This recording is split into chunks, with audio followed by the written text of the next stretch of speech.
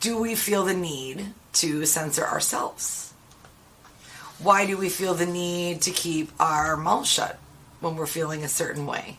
I think there's always going to be a different time or a better time to discuss something that maybe is difficult to, bring up, right? There was a study done, and it was done in 2021. What they're noticing is that self-censorship is on the rise, and they're correlating a lot of it to social media, and it kind of makes sense. And so one of the things they were analyzing, why has this spiked and why are people feeling silenced? What they're saying is, and this is a phrase that this has been coined by someone, not me, but toxically paralyzed, where if you're trying to discuss a subject that is very charged, political one, but we always, at least for me, I'm always bringing things back to the family unit.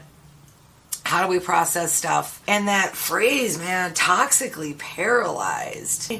I know that feeling. You're so worried about saying the wrong thing or making the wrong decision that you don't. You just stifle, okay? So why do people engage in self-censorship? It's kind of obvious, but I think it's worth pointing out. This is a coping mechanism. This is a coping mechanism. This is another coping strategy. No different than alcohol is a coping mechanism and a strategy, so is self-censorship, right? And so they were noticing some trends in some situations where this seems to come up quite a bit. And so self-censorship, generally they identify 3 areas that it kind of stems from. One is fear of negative consequences. Makes sense, right? Why do we not want to raise our hand in class? Well, we don't want to look dumb. We don't want to have the wrong answer. We don't want to get picked on for extra homework or whatever, right? Number 2, a desire for social harmony. And that makes sense as well. If everybody wants to go and get pizza, and I really don't like pizza, but there's 8 of us and 7 say they want pizza, I'm not going to be the one who's like, I can't stand pizza. I've told you 10 times. You're probably just going to go along with it, right? Oh, what's that? Everyone says I say the things no one else will say, but everyone else is thinking. Exactly. And if you are that person, and if you're willing to sit in the uncomfortability of disrupting, and not necessarily disrupting in a mean way or harmful way, but disrupting the social harmony and saying, hey, but you know what? We've always gotten pizza, and, I don't want it. I want a burger, man. They don't have it on the menu. Other people might join in and go, I don't really want pizza either. I just said pizza too because someone else said pizza. And so, so there's 2, right? So number 3, and this is that dovetailing under that toxically paralyzed. My humor isn't always taken the right way. Yeah. Sometimes people tell me I need to stop telling the jokes. Well, I'm a comedian. That never stops. You want to know the difference between a good joke and a bad joke to most people? If it's about someone else, it's a good joke. If it's about them, it's not funny. It's automatically not a funny joke. And the truth always does go better with some comedy. If you can have a humorous take on the commonalities and the frailties of humanity, right? Instead of just directly at it. I know very often as a child, I wanted to say more stuff, but the thing that I just said was so poorly received, I'm not gonna say anymore. Like, yeah, I saw my brother playing with matches out in the garage, but I got yelled at for something else, so I'll be like, well, I guess I'll leave him in the garage to play with the matches. I'm not gonna tell him any more bad news. And that's me self-censoring really important information that they would probably want to know, right? And my brother didn't do that. I'm just, I'm giving an example. But when the people around you are censoring, and they're not giving you back that honest feedback, and they're not really telling you how they think and how they feel, often I get angry with them. And I know you feel something about this. You're not expressing it.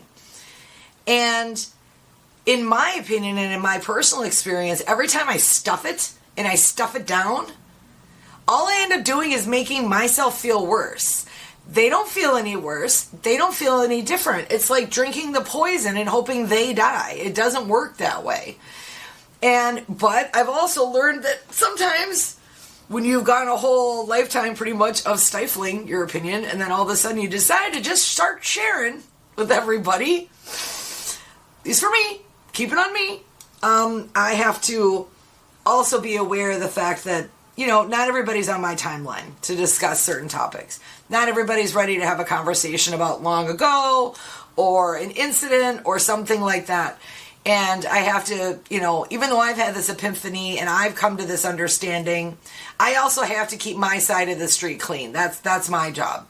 My job isn't necessarily to tell other people their truths. I hope that through sharing my own experiences that we can find some commonality in it, right? And definitely some humor, hopefully. Right? What are some of the consequences of the self-censorship, right? Holding your opinions because you have a fear of ridicule or negativity. You're driven by the desire to maintain the group harmony and to avoid conflict. And if you were raised in a family where you were constantly the peacekeeper or the golden child or the one going around, everybody okay, everybody got a drink, everybody have food, everybody fine, all the people pleasing in that, you're going to be more susceptible to these types of self-doubts.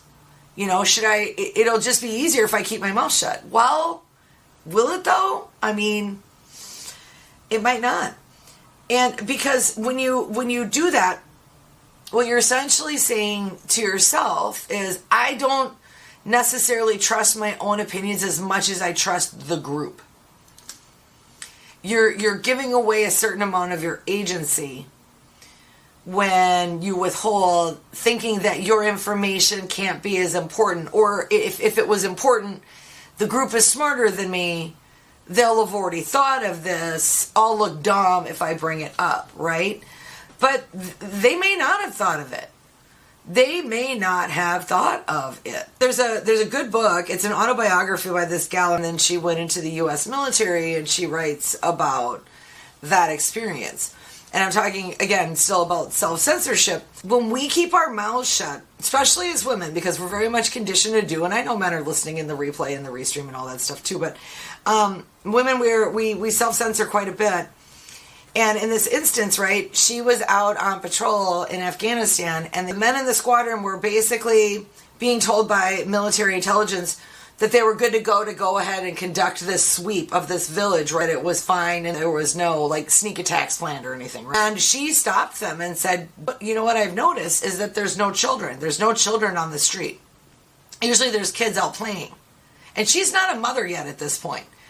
And the male soldiers are like, well, so what? She's like, they know something's coming. That's probably why they pulled the kids out of the street. Sure enough, right? They were, there was a planned attack. And I'm not advocating one side or the other. I'm not, none of that.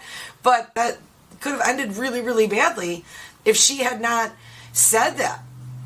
And the military, of course, it was not highly encouraged for women until recently to even go in. And she was in a forward area, and she also worked in the intelligence department.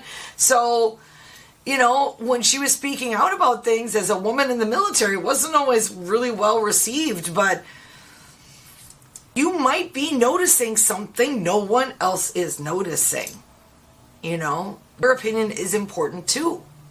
So, one of the situations where the self-censorship can really kick in, regardless of whether you have high anxiety or any kind of a dysfunctional past. It's particularly true, though, when there is a power imbalance, right? Let's say you're perfectly well-adjusted and had a wonderful childhood, and you have no neurological problems whatsoever, right? But you're probably still intimidated when you go to a doctor. You're probably still intimidated when you're meeting an expert or someone at an extremely high level of a profession that you do not have a lot of great information about. Or you realize going in, I don't know as much as I usually do in this room. I'm not leading this conversation. I don't really know as much as this person does. So I'm gonna not ask questions. I'm not gonna question what this doctor's telling me because they probably know more, or I might look dumb. Well, don't do that, especially if it's a medical situation and people are breezing past things and not fully explaining to you what is being done. I mean, we've heard examples, and they've been going on in the news for years, where someone goes in for one operation and then comes out with a different operation. It's not that people along the line didn't notice that something was wrong, but more than likely the power imbalance, the surgical team, the nursing team, or whatever, maybe the doctor or the surgeon who's performing it, and maybe they're very difficult. Maybe they're very exacting, or maybe they're one of these people that are just the top of their field and they're so well regarded, almost like a deity, that they're like, well, I feel like, didn't it say she was getting her tonsils out? Now we're working on her foot. Like, I feel like there's something wrong, but I don't want to say anything because he's him or she's her and they're world renowned, whatever.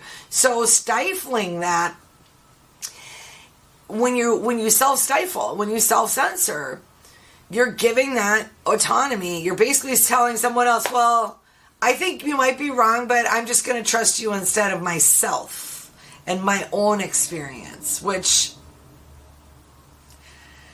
you can get, that's risky. You know what's good for you. Don't assume a stranger knows what's good, what's perfect for you better than you do, Anyway, so power imbalances, this can really bring this up where we can start feeling intimidated, too much to speak out, right? It inhibits critical thinking. When we have self-censorship, we're basically kind of shutting down any sense of curiosity about the topic. We're not considering alternative options as thoroughly. We're saying, oh, nope, this is what the group decided. We're just doing it. Boom, that's it. Shut it down. We're not entertaining other options. We've already decided, and you're thinking, I don't think that's our best option, but I'm just going to keep my mouth shut. What's that? 20 opinions from a doctor if you get a serious illness. Yeah, I've misdiagnoses, especially with neurodivergence. I was not diagnosed until I was 50. Every time I went to a doctor, they said, you're depressed or you have an anxiety disorder. Well, actually, I have CPTSD, complex post-traumatic stress disorder, and neurodivergence, attention deficit disorder. I don't think I advocated for myself enough, but again, it feels, kind of scary when someone's really smart. But that was the other thing, too, that I found really interesting in my research. They found an interesting relationship that the higher your level, your education, the more likely you are to self-censor. You're more likely to not speak out, even if you're more educated on the subject. Well, why would that be? Because to me, that's kind of strange, right? You'd think that if somebody went to college, they would feel more comfortable discussing it than someone who didn't study the subject. You would think. But it goes back to that we don't want to look dumb. If you've spent a lot of money and a lot of time on higher education, it's pretty devastating to look really dumb, right? Like, you're so concerned about being perceived negatively by a group that you will self-censor. You don't want to say the wrong thing. I also think part of what could be factored in also there as well is that if you've gone through like a lot of school or have a bachelor's, nothing fancy there, but maybe you got things wrong in school or you're thinking you're not an expert enough on the subject to discuss it. But I just thought that was strange. You always hear about how on campuses and at colleges, everybody is always saying whatever and, like protesting and being controversial. They're more likely to keep their mouth shut unless they're pretty certain, pretty darn sure it's going to sound good and it's going to be well received. It's hard in life to not have opinions, right? When is it the right... It's kind of like pick your battles. I hate using cliches, and I was hoping I could come up with something more clever than that, But sometimes you really do. And I think you have to speak to the things that are important to you and for you. But as we talk about a lot in recovery, not everybody deserves your story. There are instances where you should self-censor to keep yourself safe. There are people that are going to hear your story and they're not really going to be empathetic to it. And That's an okay time to keep some things private and to self-censor. However, if you keep thinking, well, there's this thing going on at work and I don't really agree and I don't really like it, but I know it's not right, but I don't want to be the first person to say something. Well, chances are, if you're feeling that way, other people are too. Other people are too. Like, you're not going to get a better understanding of yourself